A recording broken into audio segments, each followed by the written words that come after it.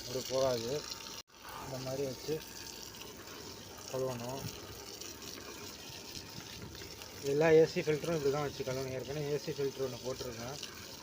இந்த AC filter இப்படி தான் கழுவணும். பாருங்கள் எப்படி அழுக்கு போகுதுன்னு.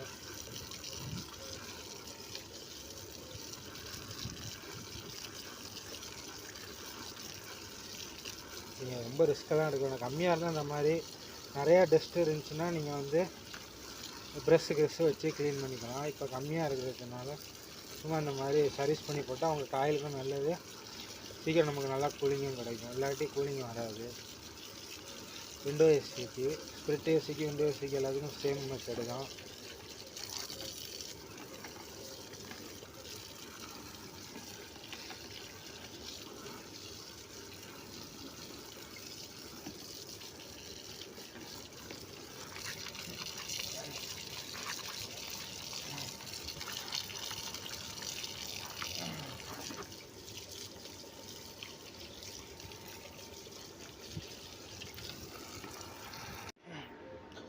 தண்ணியில் எப்படி வாஷ் பண்ணேன்னு பார்த்துருப்பீங்க. இந்த பாருங்க, நல்லா இந்த மாதிரி தான் வாஷ் பண்ணணும். அப்புறம் நல்லா வாஷ் பண்ணிட்டு க்ளீன் பண்ணிட்டு நல்லா பக்காவாக 2 சைடும் நல்லா தண்ணி கொஞ்சம் ஃபோர்ஸாக வச்சு அடிக்கணும்.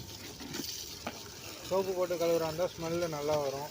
இது நம்ம சோப்பு போட்டுக்கலாம், நம்ம கொஞ்சம் ஸ்மெல்லு வரும். சோப்பு இல்லாததுனால நம்ம அப்படியே லைட்டாக வாஷ் பண்ணிட்டு படைக்கிட்டு இப்படி லைட்டாக தட்டிக்கோங்க. 2 சைடும் தட்டிக்கிட்டு நம்ம வந்து 2 சைடும் நல்லா வாஷ் பண்ணியாச்சு. பாருங்கள், நல்லா பளிச்சுன்னு இருக்கும்.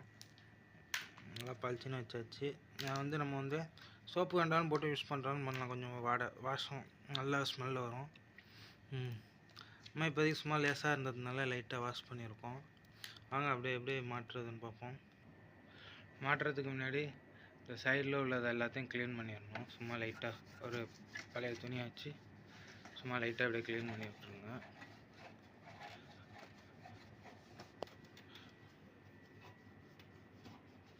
சும்மா லைட்டாக க்ளீன் பண்ணி விட்டிங்கன்னா கொஞ்சம் பார்க்க நீட்டாக இருக்கும். வேறு எதுவும் இல்லை. அந்த இதெல்லாம் லைட்டாக இருக்கிறதுனால சும்மா நம்ம இது ஜென்ரல் சர்வீஸ் தான். நார்மலாக சும்மா ஜென்ரலாக ஃபில்ட்ரு கழட்டி க்ளீன் பண்ணிங்கன்னா கொஞ்சம் வெளியே உள்ள காற்று அப்படியே ரொட்டேஷன் ஆகி வர்றதுக்கு நல்லாயிருக்கும். வேறு எதுவும் இல்லை. ஃபுல் சர்வீஸு பண்ணணும்னு தேவையில்லை இப்போதைக்கு. காயிலெல்லாம் டஸ்ட்டு ரொம்ப இல்லை.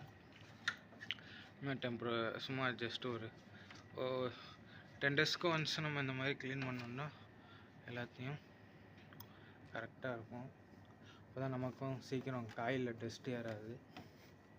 இந்த மாதிரி இதெல்லாம் க்ளீன் பண்ணிட்டோன்னா சும்மா டஸ்ட்